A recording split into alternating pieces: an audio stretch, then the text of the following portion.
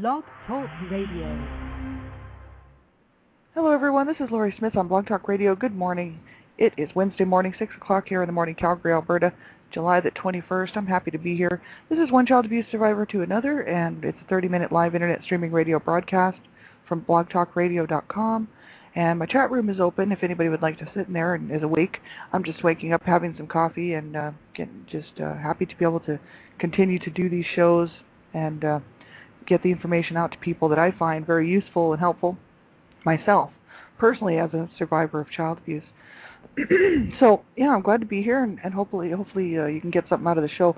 I always start with the fact that I'm not a counselor or a therapist. I don't hold any counseling or therapy certificates, right? I'm just a private citizen who pays to do my own blog talk show, and I've been doing this since like last November. I sort of just stumbled upon Blog Talk Radio, and I wasn't sure how many shows I'd be doing. I was thinking maybe I would just do 1 or 2 shows a week, and then it turned out, it turned out to be, like mini shows per week, and I wasn't even sure how long I'd be continuing to do the shows, but I just checked, and there's over 7,600 shows listened to, so someone's listening to the shows, and I really appreciate this very much. It makes it worth doing the shows, having so many people listening to them, and I know most people who are listening are my friends and who I call my brothers and sisters, and fellow advocates who work to stop child abuse. And so I thank you so much for tuning in and listening to my shows, whether it's live or archive. I do appreciate it, and I just want people to know that I'm not a counselor or therapist, and that I'm just a private citizen who just does my own blog talk shows to get information out to people. I just feel that child abuse is not talked about enough. There are voices out there. There's lots of people talking about it, but it's not mainstream, and so which I believe needs to change if we're ever going to stop child abuse, right? And the only thing we ever hear about is the headlines. And we see all this horrible stuff in the news about children, either being killed or murdered at the hands of their parents and caregivers, or they end up in the hospital due to abuse-related injuries. So we never hear anything else about child abuse, how to prevent it, how to stop it, help for parents. I'm sure that there's articles in newspapers around the country and around North America that do point out to parents how to cope and, resources and whatnot. But it's not mainstream. It needs to be everywhere, because we need to stop child abuse, and so that's why I just want to be one more voice. You have to listen at your own discretion. Topics of abuse are very sensitive. A lot of people have a hard time listening to it. If you haven't experienced child abuse, it can be very uncomfortable to listen to stuff about it. If you have experienced child abuse, then it could be uncomfortable because it could trigger you. So you have to listen at your own discretion. Make sure that you're in a safe enough place to listen and you feel comfortable. If you don't feel comfortable, you have to use your own discretion and turn the show off. And if you're a young person under the age of 18, excuse me, my voice is just terrible today. If you're under the age of 18, I just ask that you have a parent or caregiver would listen to the show with you, and that way they can help you, decide whether or not you should be listening to it. Because I don't know where the players are nowadays, and I'm not sure, who's listening, and it could be young children on the other end, and I just really, would hope that that young children would let your parents know, or your caregivers, know what you're doing online. It's really to keep you safe, right? We fight to save children's lives every day. I'm the Canada Regional Director for Dreamcatchers for Abused Children, and we work every day to try to make a difference in this world and save children's lives, just by promoting awareness and education and prevention of child abuse, right? And so young people really need to get the information on how to stay safe online. Be very careful what you're doing online, and let an adult know what you're doing online, especially if you have a parent who cares, or caregiver, a coach, a teacher, a mentor, somebody in your life, who cares about you and who has proven themselves trustworthy. Let them know what you're doing online, and get the information on how to stay safe. Just type into your browser internet safety, online safety for children, anything like that. It will bring you to a lot of websites that have some good information on there about how to stay safe online. I really like the FBI's website. They have a great website for internet safety.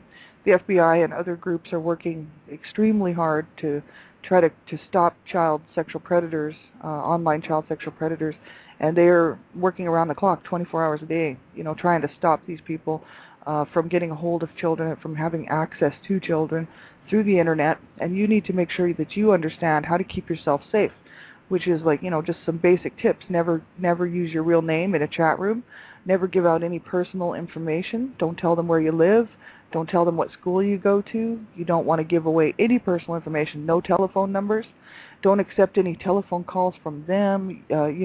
Don't phone them. They can track your number through the, caller ID and all that. Don't phone them if they give you a phone number, and make sure that you realize they could pose as a young child. They could pose as a 12-year-old, 10-year-old, and they could say that they love to skateboard, they love to ride bikes, and they love movies, and they would know all the music you listen to. And then they want you to meet them somewhere after school or at a park or something. And then you find out that it's an older 37-year-old a child sexual predator. And you do not want to be a victim of a child sexual predator, so you have to keep yourself safe. So if you're a young person listening to my shows, you better get permission to listen to the show, as there's a lot of adult content on them. It's ultimately about stopping child abuse, for children, but there's a lot of adult content on these shows, mainly geared for adults. And so if young people are listening, I just hope that you will do yourself a favor and do me a favor and have someone okay it, that you can listen to the show. Excuse me. So I'm going to get right on to this. I really wanted to start this morning. I wanted to mention someone who has a Blog Talk Radio program now, and it's John Harrison out of the UK. And John Harrison, he's an author, he's a poet, he's a survivor of child abuse, and he has his own Blog Talk Radio program now called Be Safe First Always on Blog Talk Radio here. And I hope everybody will take a listen to what he's got to say. He's very, busy in the UK, the United Kingdom, in England, and he works with a lot of other advocates who are really trying to make some changes to first of all to stop child abuse, and second of all to help survivors help survivors be able to access the health care and what they really need, so that they can get help. Whether it's hospitalization, or doctor's care, or even just therapists and counselors, right? He's just working overtime all the time to try to help make a difference in this world, and I would hope that people would go and listen to what he has to say on his Blog Talk Radio program. And he has written a book. He's an author, John Harrison. He's written a book. It's called Whispers from Within, and it's a survivor's collection of poetry and prose by John Harrison. And I'm reading it. It's just awesome. He's a very prolific writer. He writes and writes and writes. He's an author. He's a poet, and he's not doing it for the money. His books are available in the library in the UK. He wants people just to get a hold of the information and be able to just be one more voice out there, right? Like the rest of us, just trying to help people. And I really like what he has to say, and I like everything that he's doing. So I hope that you will take a listen to what he's doing. You can find his website at http://www.besafefirst.always.com, and that's the letter B and then safe, SAFE, the number 1, STALWAYS.com, and that's besafefirst.always.com. He's on Facebook. He's on YouTube. He's got his own YouTube channel, Be Safe First Always on YouTube. He's got all kinds of great stuff going, and his website is awesome, and I hope everybody will take a look at that. And what I really like is his Blog Talk Radio programs, because you get to hear his voice, and his voice is very important. He's a male survivor coming forward. Many times, men just don't want to come forward. They don't feel comfortable taking that first step and allowing themselves to be another voice for other male victims of child abuse, right? And so it's awesome to see that what he's doing, and he's a survivor too, and he's just walking his healing journey as well. And so, but he's very, very positive, as far as telling people that we can do it, and as long we just need to hang in there and keep reaching out, right? So he's a very proactive survivor, really. I like everything that he's doing, and I love his book, so I hope you will check it out, Whispers from Within from John Harrison. So we're going to continue on with the show. We were looking at an article here from Adults Surviving Child Abuse, and that is www.asca.org.au. That's from Australia.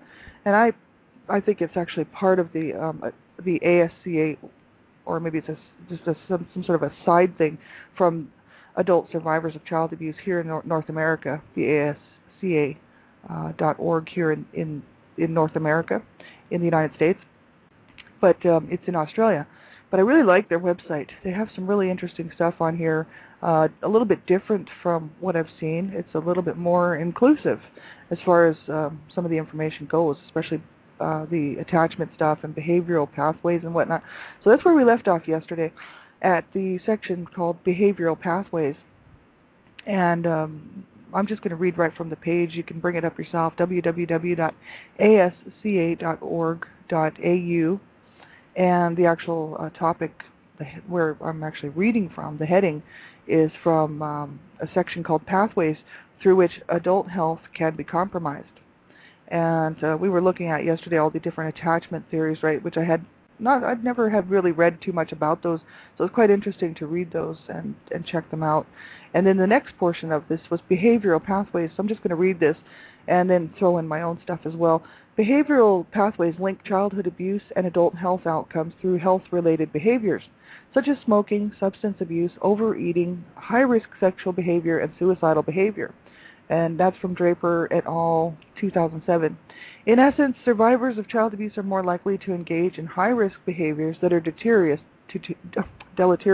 to health. That's Draper et al., 2007. So they always list all their resources, where they got the information from.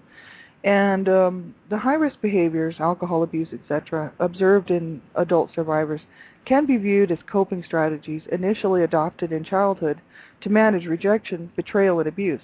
The trauma of child abuse is said to stall thought development and behavioral responses, potentially locking survivors into the avoidant coping strategies they used during their childhood, such as detaching, denying, forgetting, disassociating, fantasizing, and withdrawing.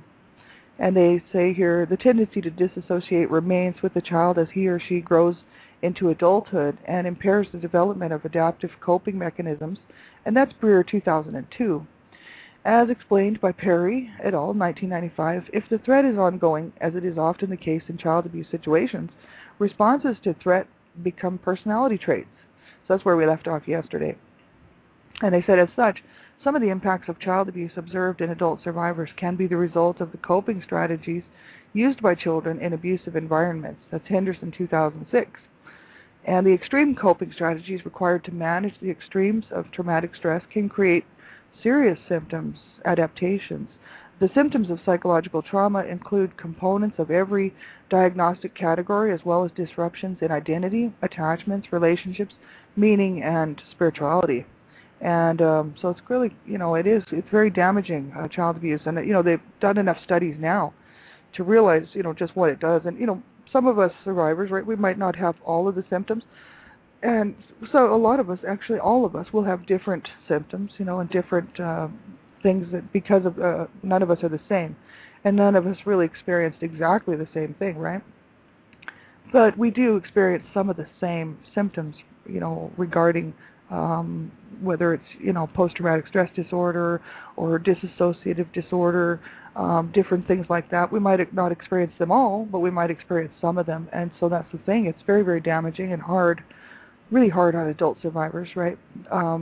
Anyone who's survived child abuse knows, the journey to healing can be a very long and painful one, depending on the situation, depending on how severe the abuse was, and also depending on whether or not we, as survivors, have really received any help or not, or any good help, right? So that's the thing. And it's just no wonder that we have problems with relationships and with our own ideas of who we are in this world. You know what I mean? It's very, very hard, especially if you've experienced a lot of verbal or emotional abuse. Because you have to go back and sort of undo all the damage that was done. And physical abuse is very damaging as well. I mean, and sexual abuse is just horrible.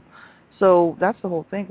It's no wonder that we just have problems dealing with things and do these high-risk behavior type things, right? I mean, I know I did, and I engaged in some of them, not all of them, but some of them I sure did.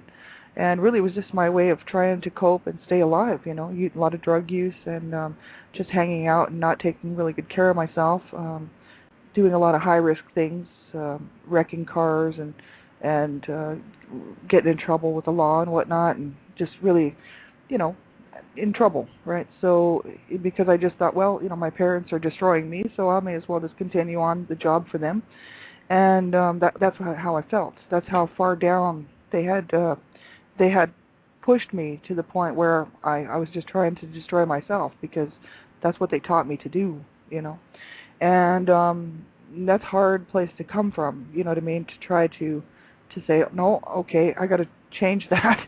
I need to try to take care of myself, because they didn't really do a great job of that. So that's the thing.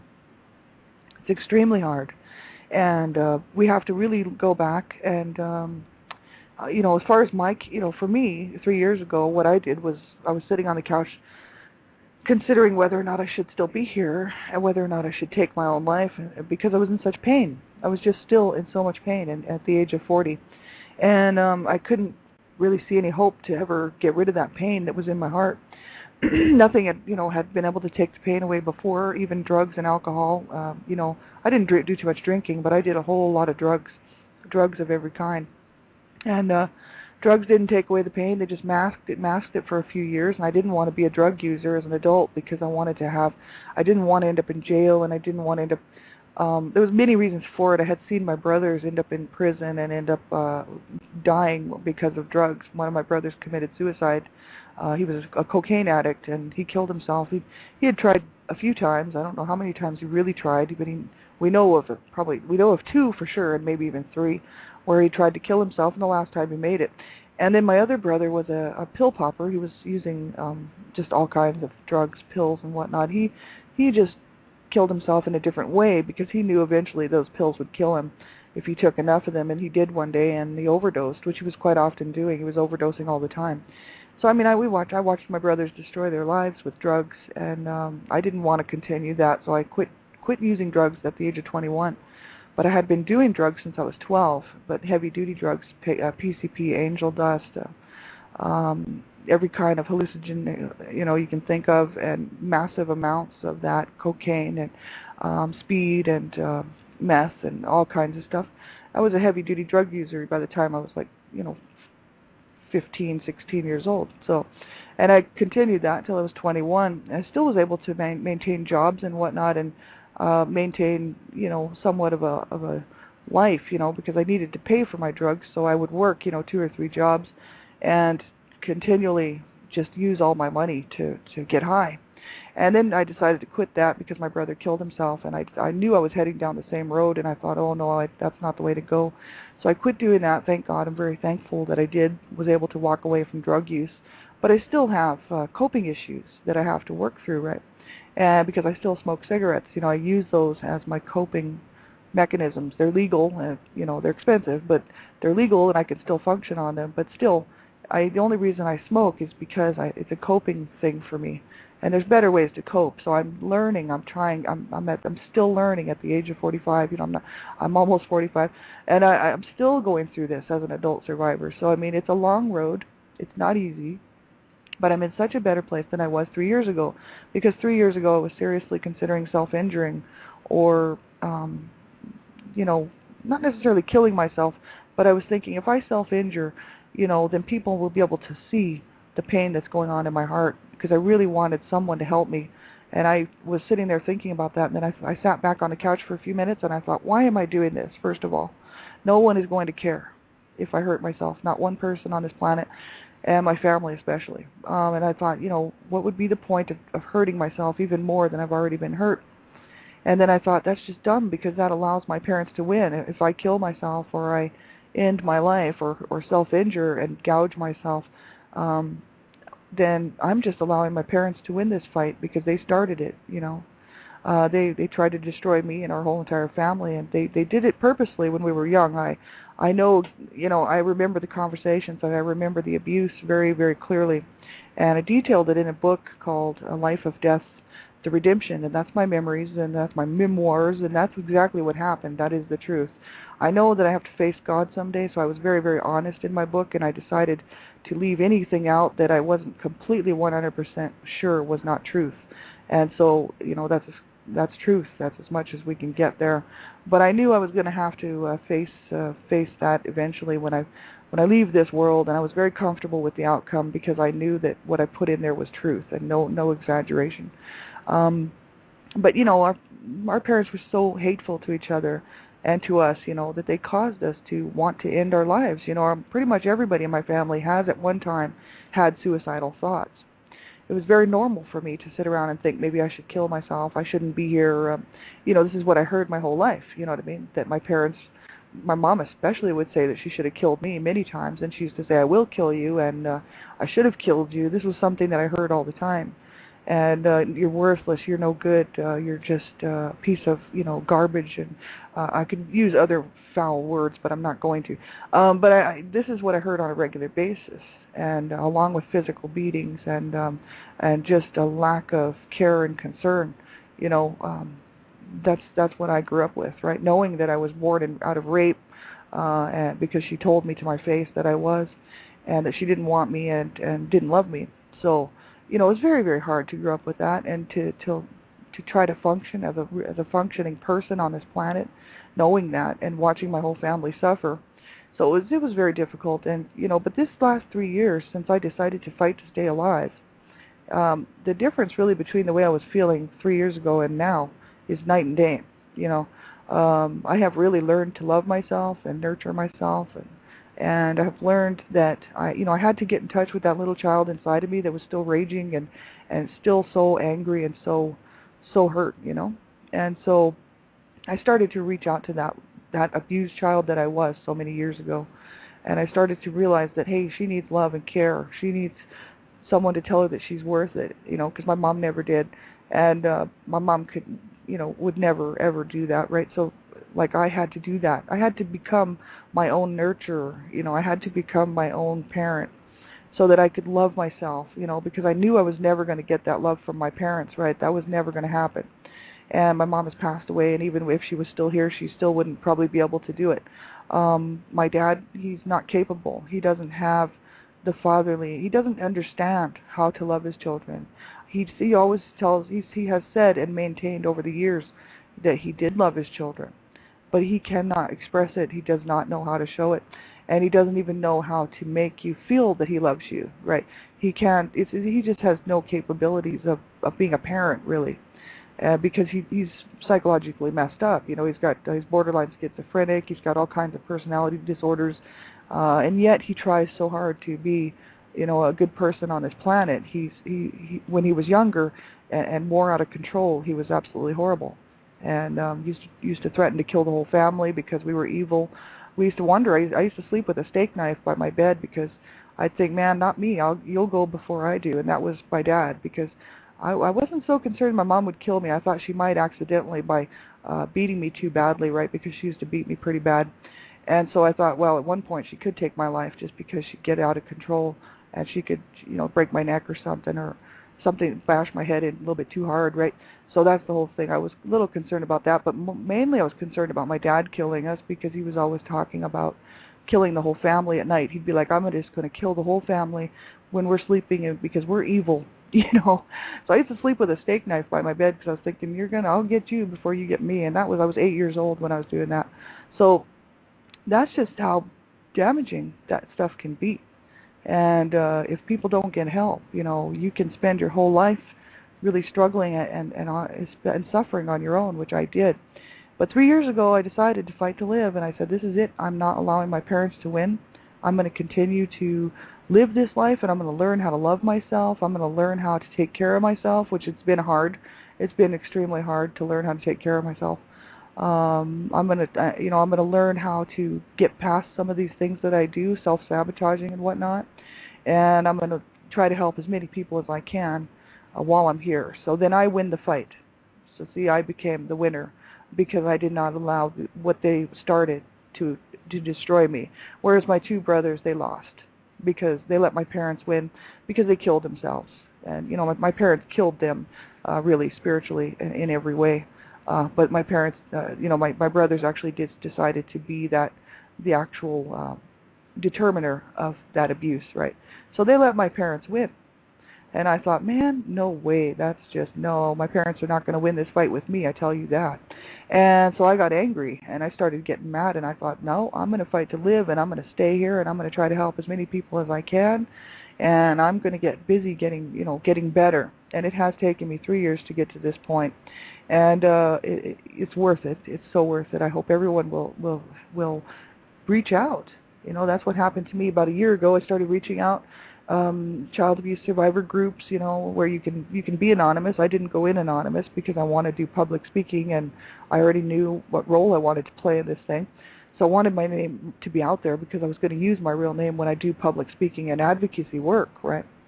But the thing is you can join anonymously. You don't have to tell them your real name. You just have to. You can, when you sign in, you do, because when you sign up to be part of the group, the moderator, the person who runs the whole thing has to have your email address and whatnot. But the rest of the group doesn't need to know who you are, and you can remain anonymous. And I really like that, because many people, for many reasons, cannot come forward due to fear for their life. If the abuser is still living, there's many reasons why, right? And they just might not feel comfortable coming forward, right? So, but me, I'm going to do public speaking and advocacy, and I wanted people to know my story, and that's why. And besides my brothers, I really dedicated my book to my two brothers, because they went to their graves in shame and silence. Nobody knew what happened to them, but I do. And that's what I thought. Hey, I can't let them go to their graves like that. I need to raise my voice. I need to let people know what was happening in our home, so that people will know that my brothers were not just these loser drug addicts, and neither was I. Many people used to look at me like I was just a loser like my brothers, and they would say that. They'd say, well, you're just like your brothers. You're just a loser. You're nothing, because I was doing drugs too. And I would sit there and say, that's okay. I'm proud of that. I love my brothers, And so it didn't bother me to be lumped in there with them. I was happy to be lumped in there with them. Thing is, I wanted to be their voice, because they're gone and they can no longer speak for themselves, and they can't speak out against the abuse that happened in our home, and they can't. They'll never get that satisfaction, that justification, the justice, right? And so I'm doing it. I thought, I'm going to be a voice for everyone who's ever been abused. We need to stop this thing, right? And so it's my goal to stay involved in child rights and human rights and really stop child abuse, right? So I'll be doing that until the day I drop, right? That's just my goal. So, but, that's just my case, 3 years ago, right? I mean, I just decided that I was not going to continue this abusive garbage that my parents put on me. I kind of looked at it as a necklace, I thought, well, my parents gave me this necklace of shame and guilt, worthlessness, self-hatred and hatred for life, right?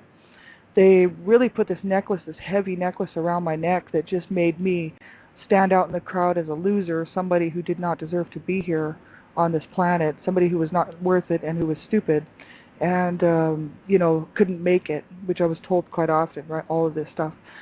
And, the memories of all the abuse and the physical abuse and everything that happened in our family was hanging around my neck, right? And I took that necklace and I threw it away. I said, that does not belong to me. What belongs to me is the fact that I do belong here, I do count, I do matter, and I have to learn to love myself. I have to learn to love this life, right, that I had been given, right? So I really took a look back and decided to start writing my memoirs, and I hope people will pick up my book.